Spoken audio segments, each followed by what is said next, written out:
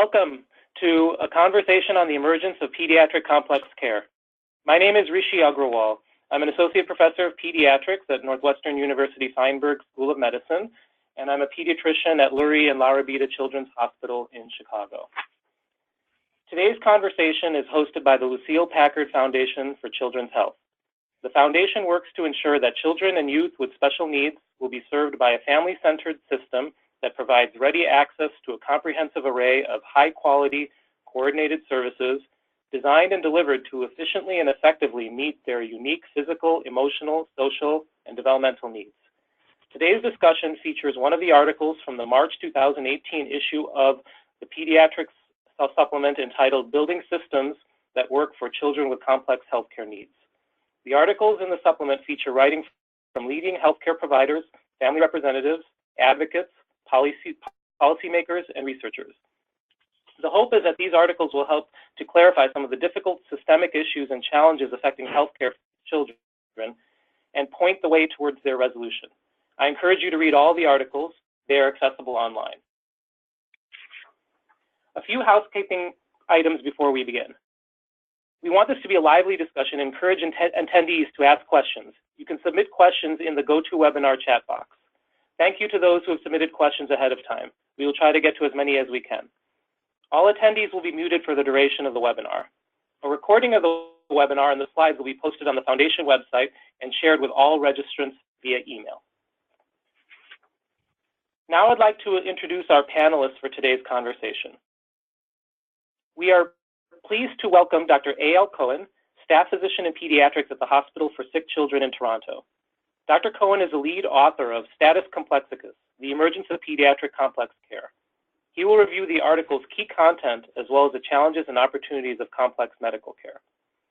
Joining us today are also two great experts in the field. I would like to welcome Dr. Jeffrey Brosco, who is a professor of clinical pediatrics at the University of Miami and the Deputy Secretary for Children's Medical Services at the Florida Department of Health. Also with us is Dr. James Perrin, a professor of pediatrics at Harvard Medical School and former director of the Division of General Pediatrics at Mass General Hospital for Children. Welcome to you all. We will start off the conversation with a few words from Dr. Cohen. Thank you, Dr. Agrawal, and thanks to the Packard Foundation for sponsoring this webinar and the supplement. I'm going to be discussing an article entitled Status Complexicus, The Emergence of Pediatric Complex Care. Next slide, please. There has been a rapid growth in the number of children with chronic needs. Oh, sorry, there we go.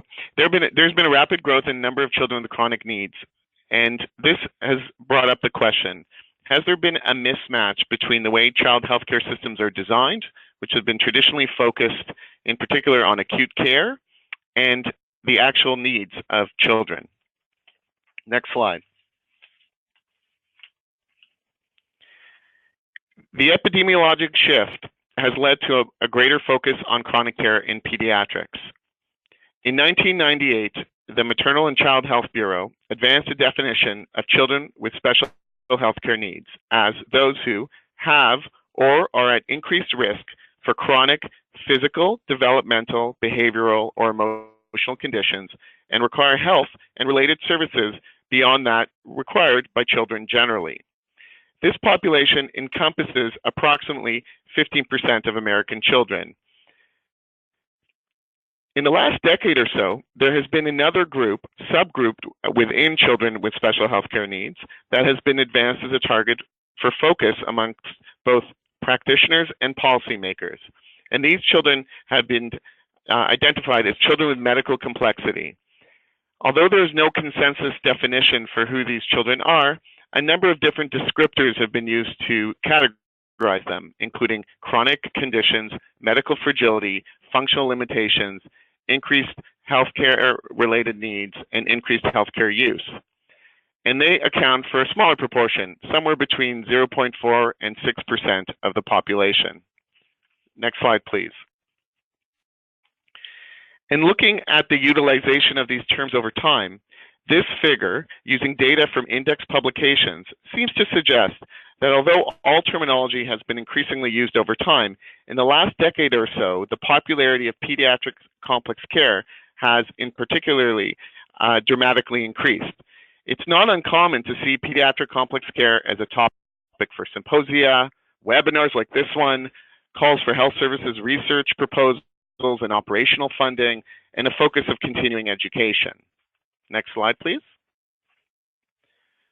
So why has the popularity of the term pediatric complex care or children with medical complexity within thinking about pediatric chronic care increased so much?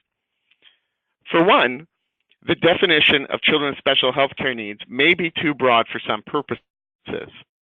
Initiatives to improve, for instance, access via healthcare insurance are logical for broad groups of children with special health care needs, as these are the children who most need healthcare. However, tailoring programs and policies for more intensive service provision may need to target smaller groups. Next slide, please. Children with medical complexity also have dramatic impacts. They consume approximately 1/3 of all child healthcare spending. They account for about 1/4 of all hospitalized days and over 40% of deaths, at least within hospitals. These children are at high risk of hospital readmission, total and preventable adverse events, and unnecessary variation in care. For their family, the caregiving demands rest primarily on their parents and the broader family members, with profound negative impacts when these family members and caregivers are inadequately supported. For instance, about half of parents of children with medical complexity in the US report that a family member stopped working to care for the child. And the effects of this chronic stress of caregiving can potentially lead to lifelong impacts on the health of primary caregivers, who are most frequently the children's mothers. Next slide, please. A focus on pediatric complex care also complements many current trends in healthcare.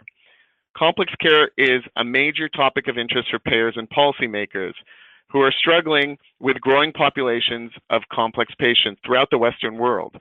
However, this isn't particularly focused on adult populations, such as the frail elderly. Complex care also aligns with patient safety initiatives, such as medication reconciliations amongst users of polypharmacy. It aligns with efforts to control healthcare spending, as the cost of caring for children with medical complexity is proportionately very high, even relative to other children with special healthcare needs.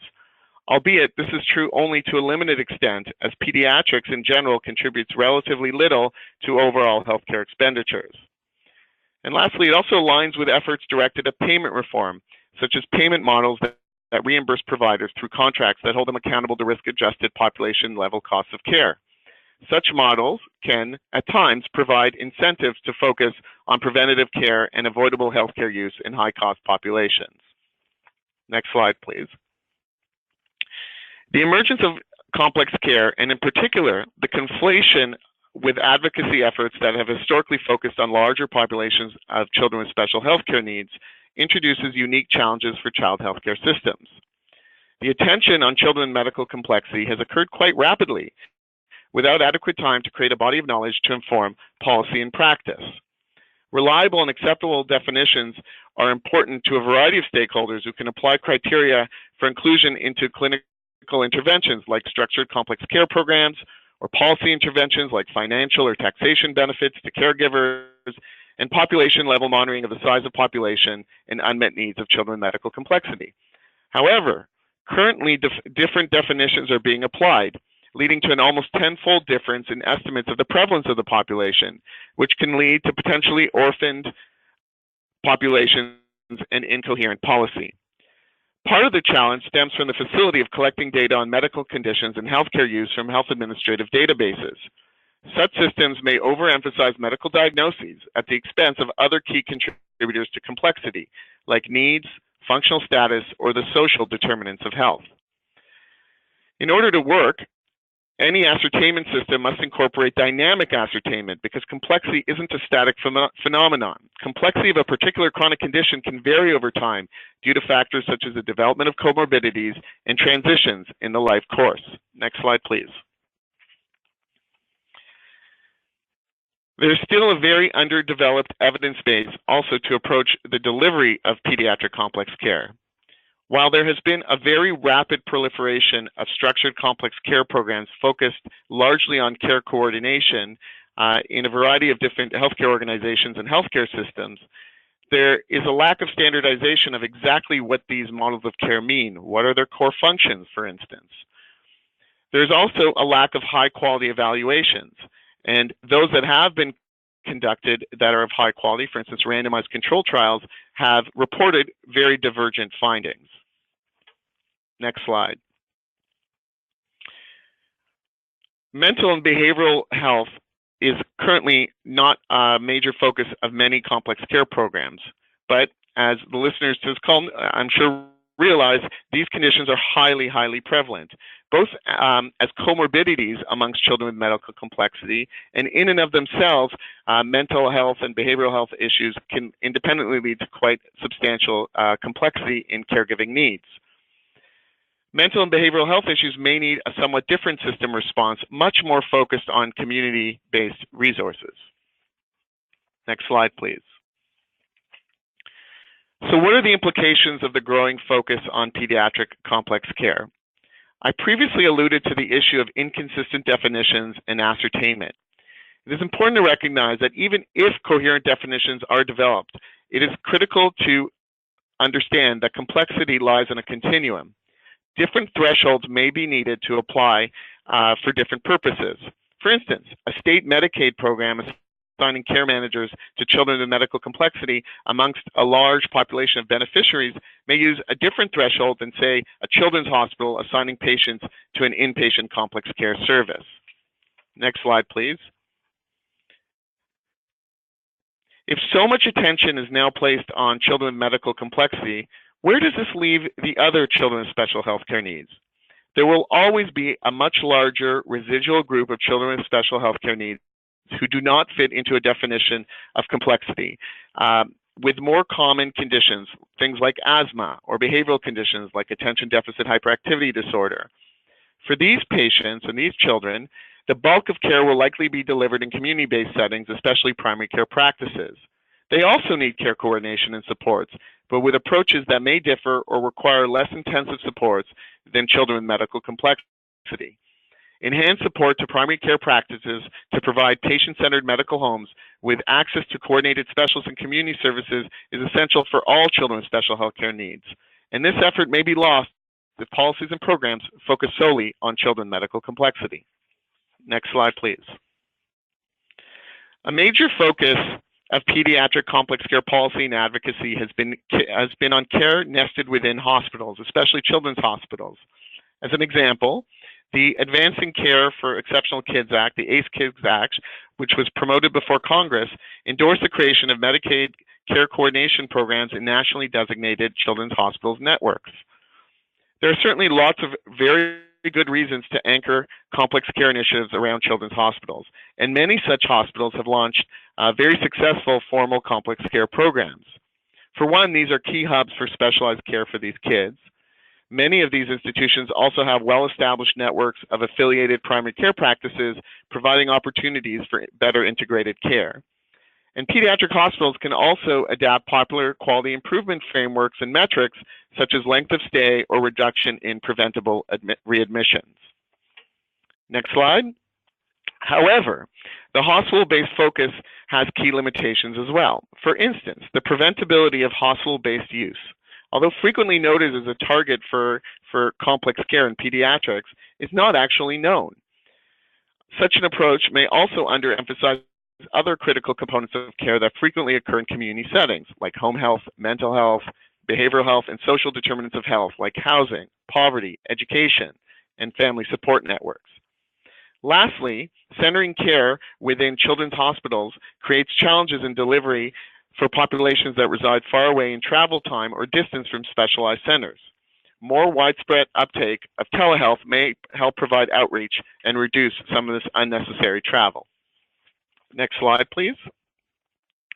And lastly, although cost reductions and hospital system metrics are important in contemporary health policy, there are other arguably more important outcomes that have not been well delineated for children with medical complexity. For example, access to care, the well-being of the child, the caregiver, and the family as a whole, attendance in school, the financial health of the family, the independence of the child, and the social integration of the child and youth, and when they become a young adult in that stage of their life as well. Many of these outcomes may be the most achievable for children with medical complexity with health system improvement.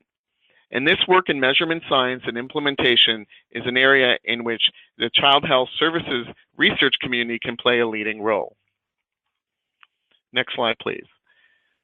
In conclusion, the rapid shift in discourse from terminology focused on children with special health care needs to terminology focused on children with medical complexity has occurred without time to confront the implications that this transition has brought up for health system change. This begs a critical question for child health advocates. Will this change in terminology lead to meaningful change, or is the child health system simply echoing terminology with resonance in the adult healthcare system? Next slide, please. Clinicians, educators, researchers, child health systems, and other advocates for children with medical complexity are faced with a key challenge to move the field of pediatric complex care forward. The incorporation of different components of care needs to be carefully considered and targeted accordingly. As an emerging field, pediatric care systems should thoughtfully and rapidly develop evidence-based solutions to the new challenges of caring for children with medical complexity, including, number one, clearer definitions of the target population. Number two, a more appropriate incorporation of components of care that occur outside of hospitals. And number three, a more comprehensive outcomes measurement framework, including the recognition of potential limitations of cost containment as a primary target for improved care in pediatric complex care. Instead, they should aim at improving those health outcomes with the most meaningful impact on the lives of these children and their families. These goals are essential to ensure that the growing focus on children medical complexity leads to positive change. Last slide. Thank you very much, everyone, for your time and attention. I look forward to the comments and questions. Thank you, Dr. Cohen. That was a great overview. Now I will hand it off to Dr. Brosco.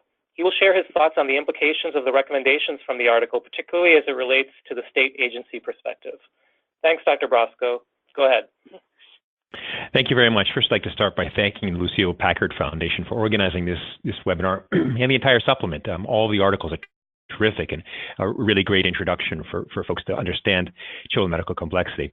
For my few minutes, I'm going to try to pick up on some of the things that Ayal talked about, and I'm going to put my comments into three broad categories. One is sort of a historical and philosophical look at the idea of defining children with medical complexity, which I think makes a lot of sense.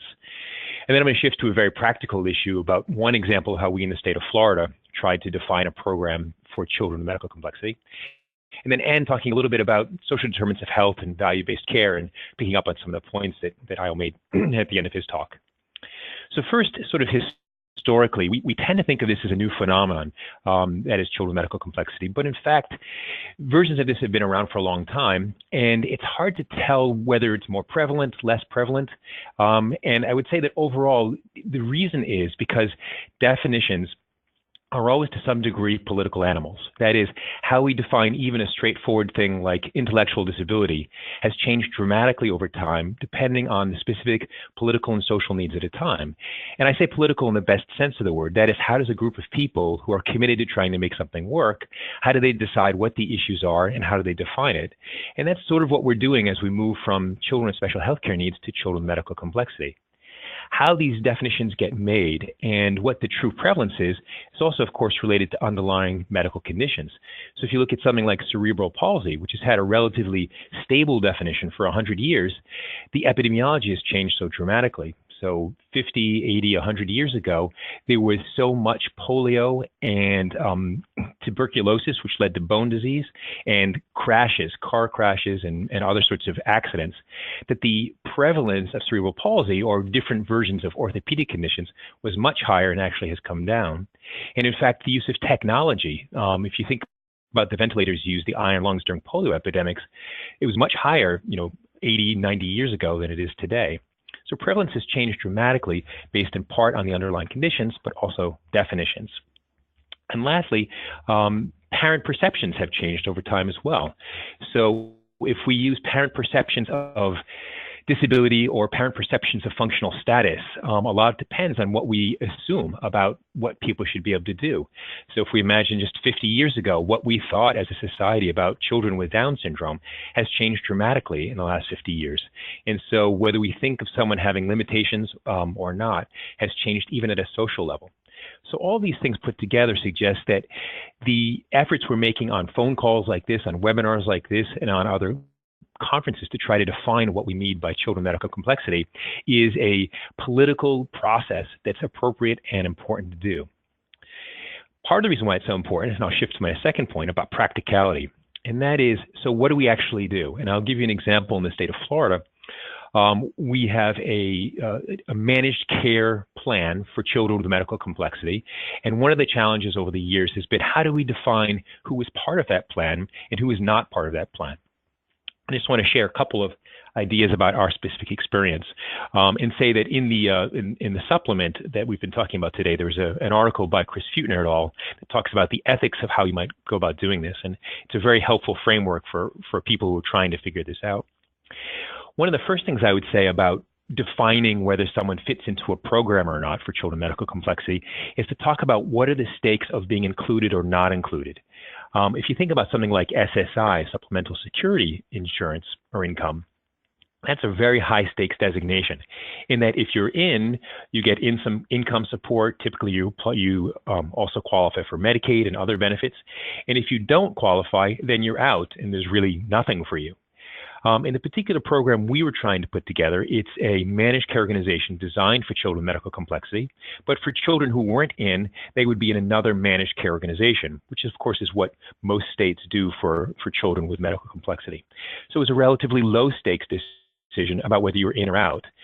And so when it's a lower stakes outcome, you want to then try to have a process that is relatively burden-free. You don't want to have families, providers, and others having to spend a lot of time to prove they belong or don't belong.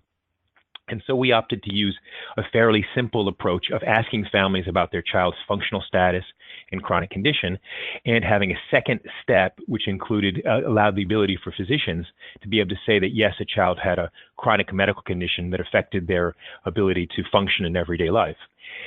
This was a relatively, it didn't require medical records. It didn't require a whole lot of time necessarily on the part of the family or providers. And so it was a relatively efficient approach. The downside of using such an efficient approach is that if you don't carefully speak with stakeholders, explain what the pros and cons are and the consequences of it, it's very easy to end up where families feel like they're being excluded and that stakeholders haven't had enough say in how the process goes. The last thing I'd like to bring up as we talk about what children with medical complexity mean is how this fits into value-based care, and particularly, as Ayel and others have talked about, how this fits with social determinants of health. So all of us who practice pediatrics or spend time thinking about this know that many children might have a relatively complex set of medical conditions, but in fact, because of the way the system works locally and the way the family is able to function, it's a relatively small burden because people kind of have their act together. And there are other times when there are relatively mild medical conditions, but because of a variety of psychosocial issues and environmental issues, it becomes infinitely more complex. So how we work that into our models, whether we're talking about risk-based assessment for value-based care, or how we define a population for being in or out of a program, and ultimately what kinds of quality measures are most appropriate to use, that all kind of fits together. So to sum up, I think that the concept of children with medical complexity makes a lot of sense. It fits historically with the way we as a society, we as a population of experts, try to make sense of epidemiologic phenomenon.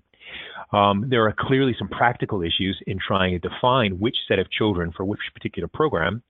And lastly, that how we put in social determinants of health at the front end, but also imagine how appropriate quality outcomes come at the other end are going to be essential tasks for us moving forward.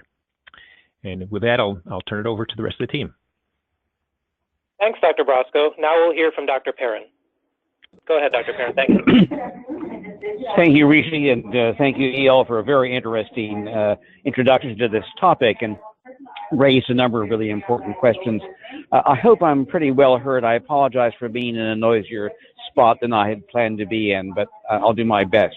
I think, number one, and EL said this pretty clearly, we are very far from a good consensus definition on complex medical conditions. And with the variety of strategies that have been used, as you pointed out, there's just a wide variety of numbers of children who seem to meet the category. And I think that's a critical thing, that until we do a better job of definitions that we can all agree on, it's going to be really important not to allocate resources to children with complex medical conditions, specifically because they're meeting one definition or another. That's a critical issue, and I think those of us who've worked, as Jeff mentioned a few moments ago, on the SSI program for many years, understand how difficult it is to come up with a really workable definition here. The second thing is, I think there's a degree of real continuum among different groups of children with special health care needs to complex medical conditions.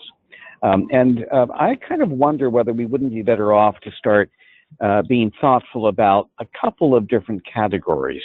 So, in fact, in many ways, the children with special health care needs is far too broad and global a category. That's sort of one of the purposes for having developed the notion of complex medical conditions. But more specifically here, even if you think about the group of kids with special health care needs, there might be three major groups there. One is that very small percentage that are currently being labeled as complex medical conditions.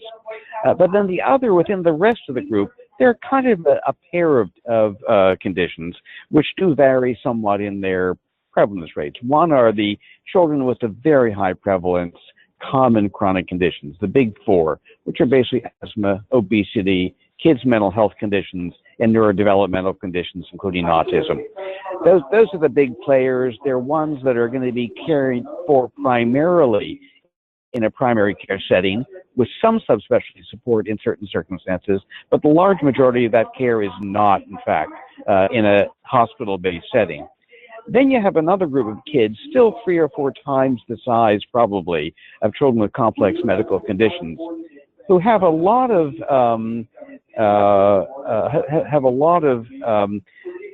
relatively rare chronic conditions, such as cystic fibrosis, congenital heart disease, etc. Things that are, on an individual basis, not terribly common, but yet when you add them up, it's a moderate number of kids. It's probably 2 million nationwide who meet this definition. These are children who actually are not going to be cared for primarily in the primary care setting, but more commonly are going to be cared for, in fact, in subspecialty hospital-based settings with some care on the primary care side as well. So I'm just making the point that we're probably not wise to simply say there are kids with medical conditions, complex medical conditions, and other kids with special health care needs. We need to understand the differences among them and understand what both the financing implications are for them and what are the organization and services implications are for them. So that's a major issue I would deal with. EL commented briefly and Jeff mentioned social determinants of health. We know so much more about social determinants of health and their impact on children with special health care needs. They're particularly important for children with special health care needs and especially for children with complex medical conditions. And we're not doing a very good job of understanding those relationships in the organization of services.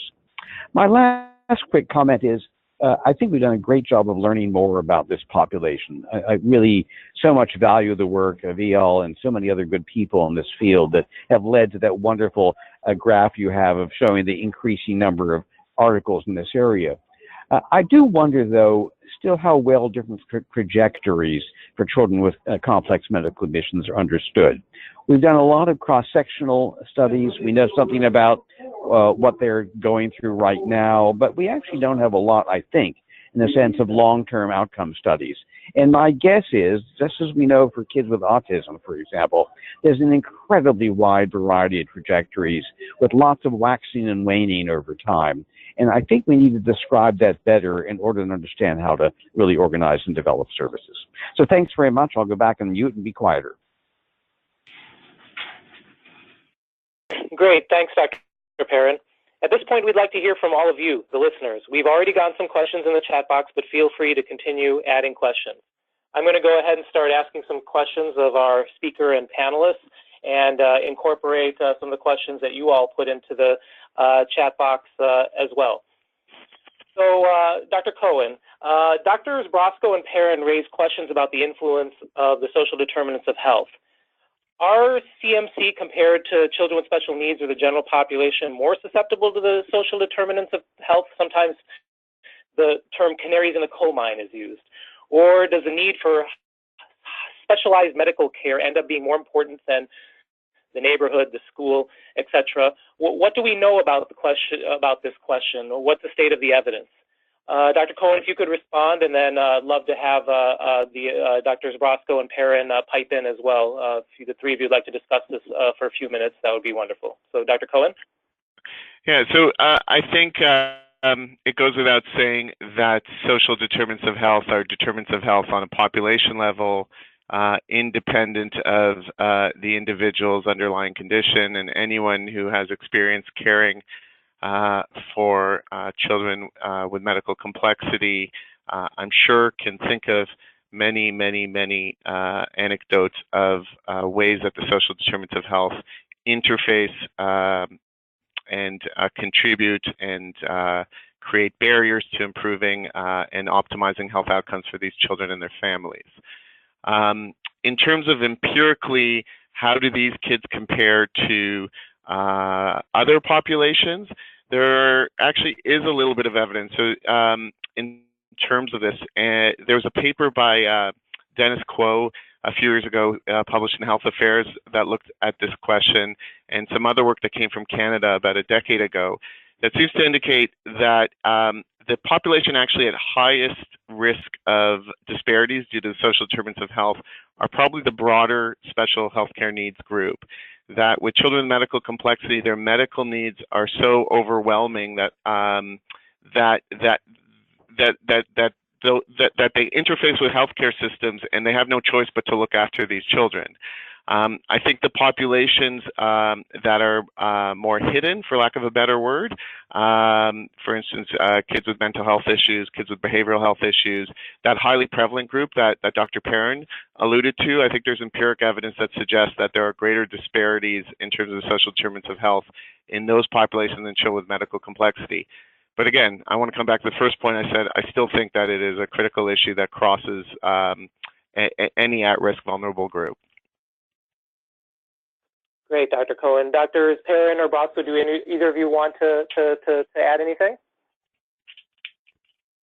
Yeah, two quick points. It's great to hear that there's some research on this, and I think we all agree it's not an either or. It's both and perhaps it makes a difference though if you're sitting at a policy desk and trying to decide how to use your limited resources, and so you might say that depending on the population of children that you're responsible for, do you spend more time trying to get the healthcare system to work more efficiently, or do you think about, man, we really have to figure out how to improve housing and work opportunities and safety in neighborhoods?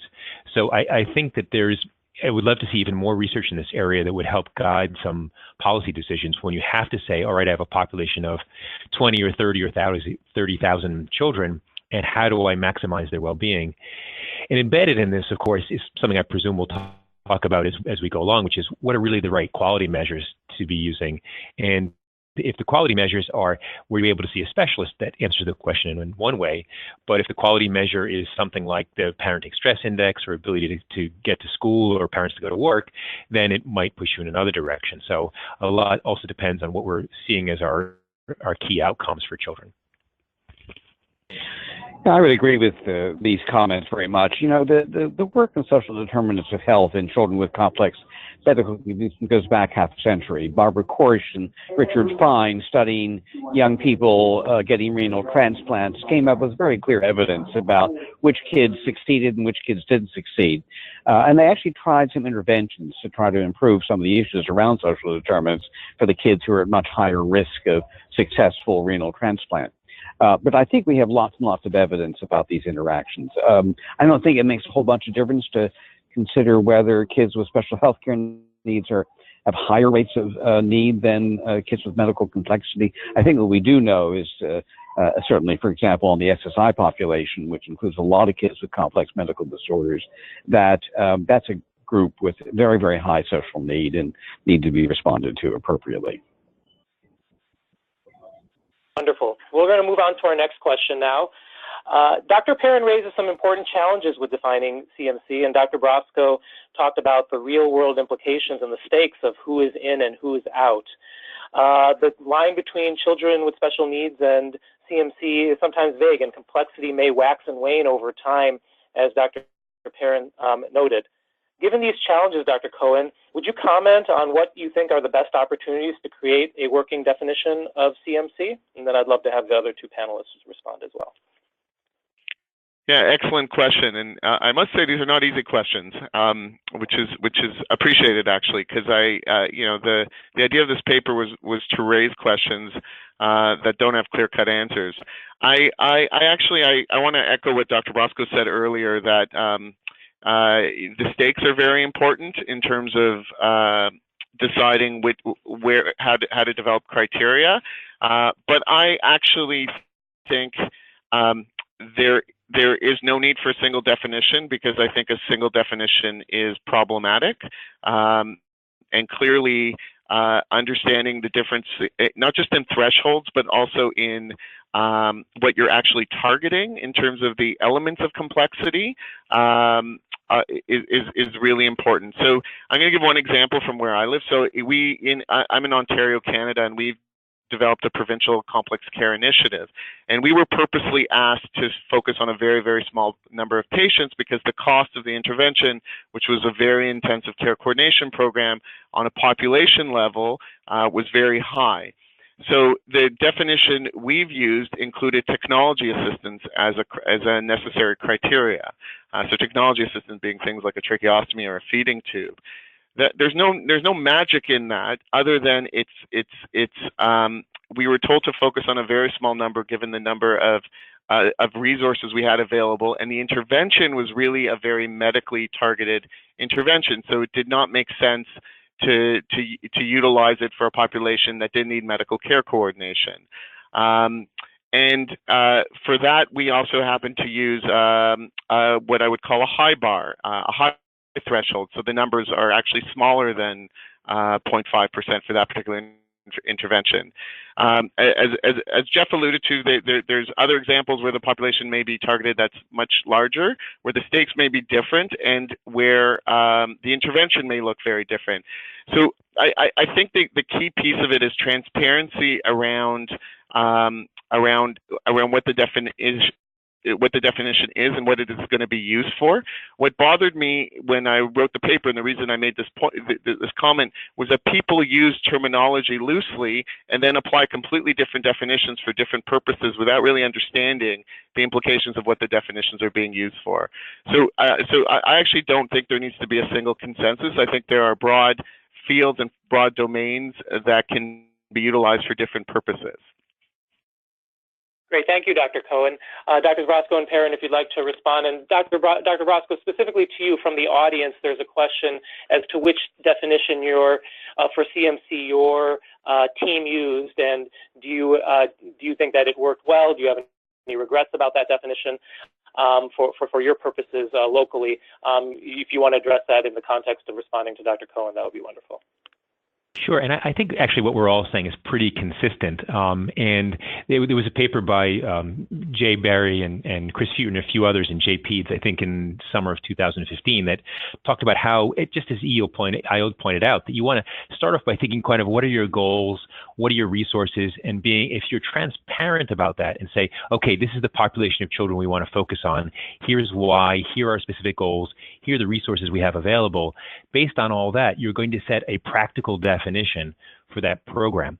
And in some ways, that's a little bit different, I think, from what Jim was talking about before, when you say, you could imagine from an academic point of view, when you look at the epidemiology of child health, that there are actually all these different subgroups. And to the degree that we want to be able to say something, at a population level academically about children, you probably have to be really careful about the definition. And in that case, having a consensus among different researchers would be really valuable. So I think we can kind of separate that out. For the particular definition that we used in one of the particular programs, we knew that, if you use the numbers that are available from the Children's Special healthcare needs survey, in Florida, there are probably about 800,000 children who have a special healthcare need. And we wanted to get closer to that population of 1 to 2% of kids who have the most complex and the greatest needs. And that was something we thought would be much more manageable for our healthcare plan. And it's historically about where we've been in the number of about 80,000 children, 80 to 100,000 in that range. And so we chose to use the Children's Special Healthcare Needs Screener, the 5-question screener that I'm sure most people are familiar with, and a combination of answers being yes to some of those would automatically qualify someone. So for our point of view, it was very practical. That meant that our care coordinators, who frequently spoke with families, could just in a matter of about 3 minutes establish that someone did in fact screen into the program and therefore qualified. So it was a very quick and easy way to get people to screen in. Our second step was for children who didn't meet criteria based on answering yes to certain questions, was that we would have a list of conditions that physicians could either sort of tick off or could fill in the blank and say the ICD-10 code is blank, and I certify that the child has a chronic complex condition that's met certain Florida statute criteria. And we thought that was one of the best ways to do it because we think that a clinician who actually knows the family is in the best position to say, well, here's a child who has, he has a complex congenital heart disease. And in his case, and in part, he might have had the surgery already and needs relatively little follow-up, but because of all the psychosocial issues and the home environment and everything else, it's actually a really complex set of issues. He needs high-level care coordination. So we thought that's the way that we could incorporate a clinical idea about what's the best way to include a child or not without doing, again, a huge amount of work. You can certainly, in the SSI process, there is a lot of work in terms of getting medical records and there's a whole review process. We wanted to try to have something that was very efficient based on the fact that this was not a high-stakes decision. That is, children still had health insurance, still had care coordination, even if they weren't part of the state program. And as for having regrets, the good news is that I actually wasn't part of that implementation. I helped with come up with this approach. The way it was implemented, I think a lot of people who were involved look back and say they should have done a better job of speaking to stakeholders, and maybe the process could have been better. I think a lot of people would agree with that. But I still think that the overall approach of defining the children works for our particular ends, which I think is what Ayal was talking about before. So I think this is a great conversation, and I guess I'd make 2 or 3 comments just along that line. One is, I think it's very important to be very specific in the definition one is using, either for policy purposes or for research purposes.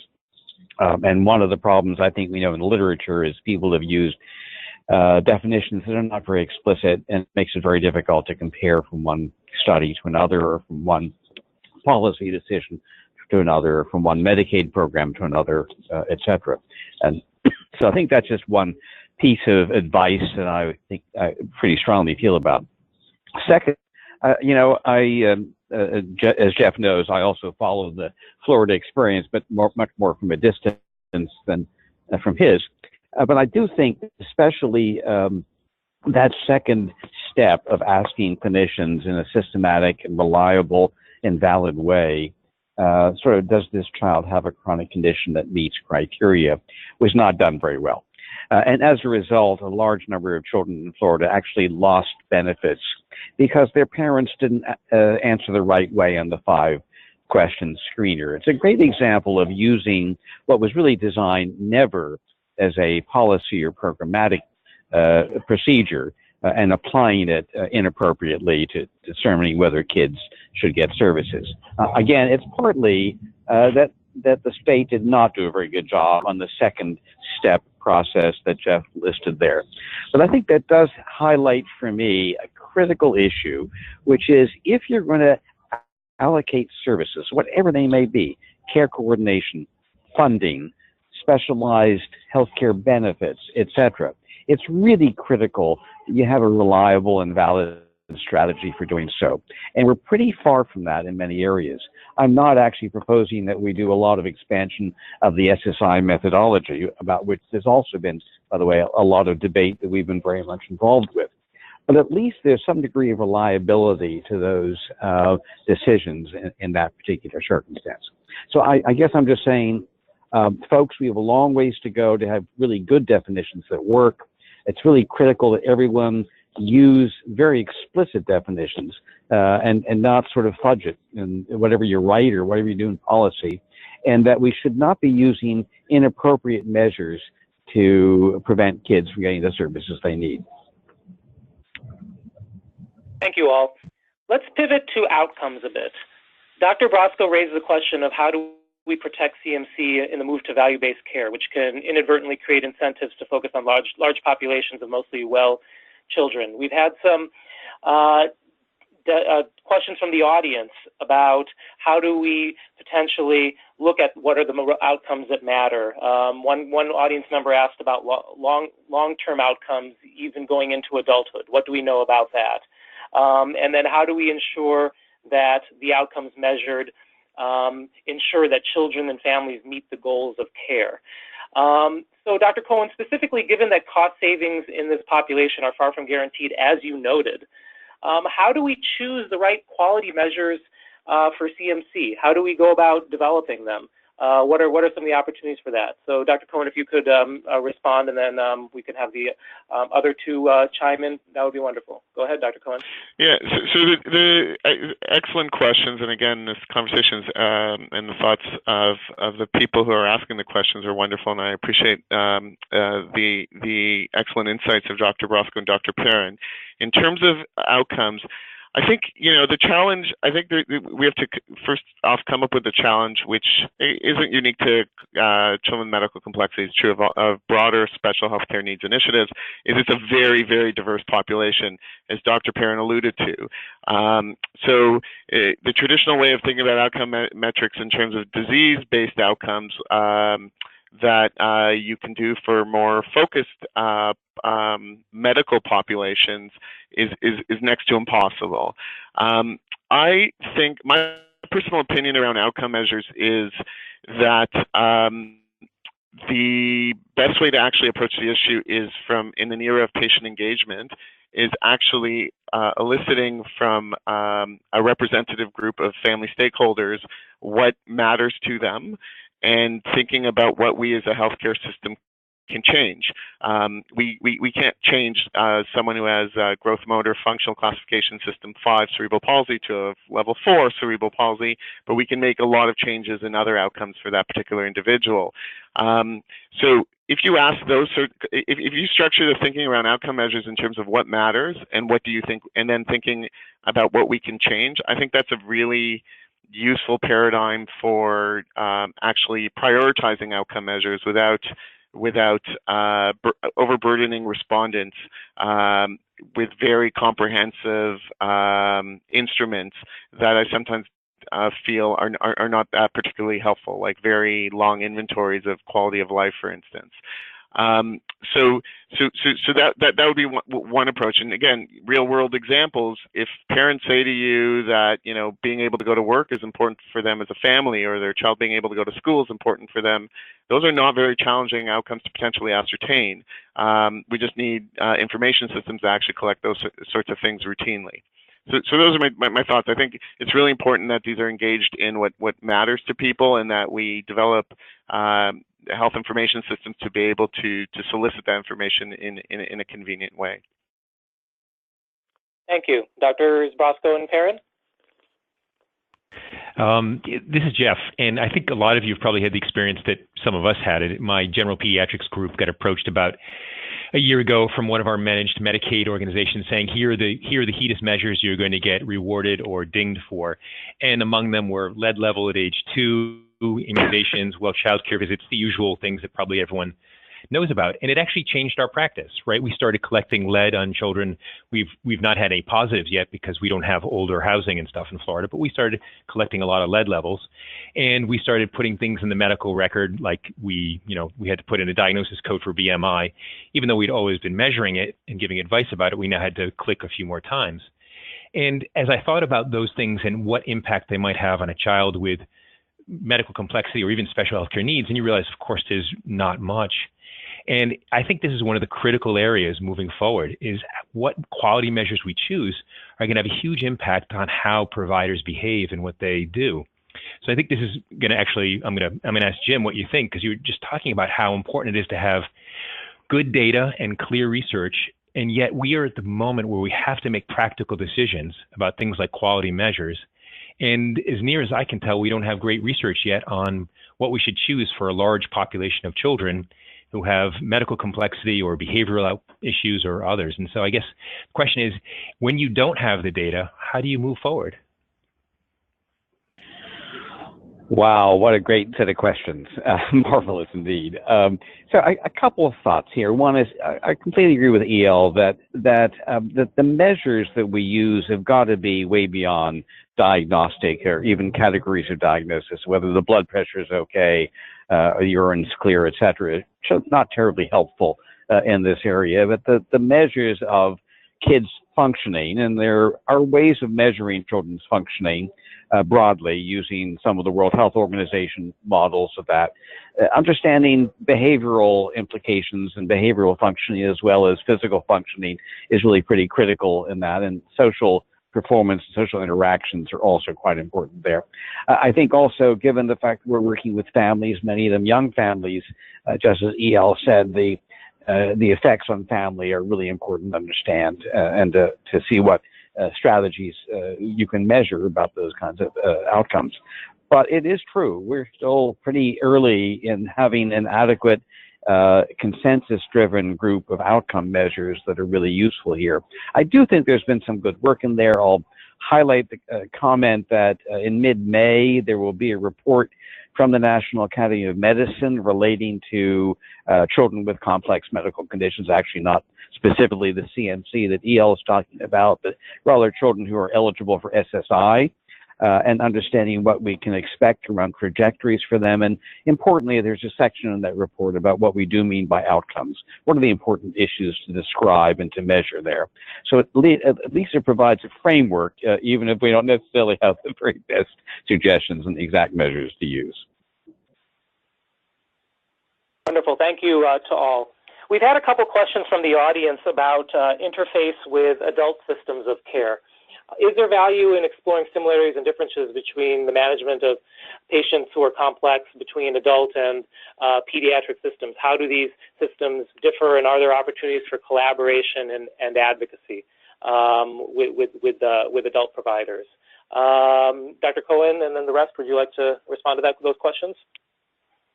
Yeah, so I briefly alluded to, I think the concept that I like to use is coattailing onto what's going on in adult medicine, in part because that is the framework that a lot of policymakers think about. Like that is what stresses many of them out as the issue of, again, complexity and particularly aging populations. And there are certainly a lot of collective learnings and that the child health community can acquire from what works in the adult sector for populations in the adult sector with complexity.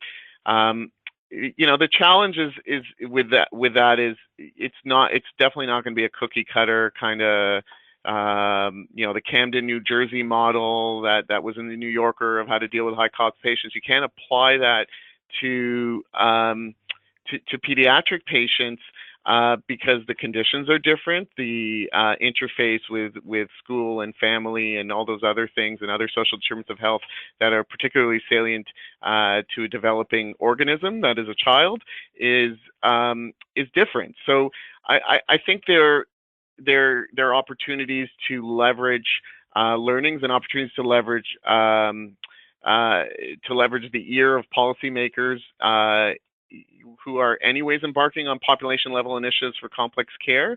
But I think we would not do the child health community any favors if all we did was try to replicate models that are being rolled out in the adult healthcare systems, because there are, I think, special differences in the populations we're targeting and the outcomes we're targeting in child health. Thank you, Dr. Cohen. Drs. Brosco and Perrin, if you'd like to briefly respond, we have about 2 more minutes before we need to start wrapping up. So I'll just say that I agree. We can probably learn some things from the adults. We probably don't pay enough attention. But the other big difference with children, of course, is the epidemiology, that the conditions are so much rarer and there's such a wide variety. There's something like 13,000 conditions that children can have, all of which have a prevalence, probably less than 1%. So that makes it a lot harder than some of the complexity you see in adults, where you tend to see the same problems over and over again. So I think that's the added layer that makes children different. Completely agree, and the only thing I would add to this, I think that the comparisons and connections highlights the importance of our doing better and better work about issues of transition for young people aging out of pediatric care and going on to adult care. We're doing better and better than we used to, certainly, but we still have a long ways to go, and that's particularly important for these populations. Great, thank you to all of you. I want to thank all of the participants in today's webinar. Thank you for attending today's conversation on pediatric complex care. Thank you so much for all of your questions and comments. We weren't able to get to all of them, but the ones that we were able to get to really enhanced the discussion, so thank you for your engagement. Throughout 2018, we will be engaging in discussions with authors and experts in the field to explore ways that we can improve the system of care for children with chronic and complex healthcare needs. The next discussion will be a conversation on meaningful family engagement, from clinical care to health policy, on June 6th. Registration is now open. Please visit the Packard Foundation website for all of the details, which is on the slide. A recording of this conversation and slides will be sent to all attendees and posted on the Foundation website. We are always looking for ways to make these conversations more engaging and welcome your feedback. Please be sure to complete the survey that pops up at the end of the session. Thank you all and have a wonderful day.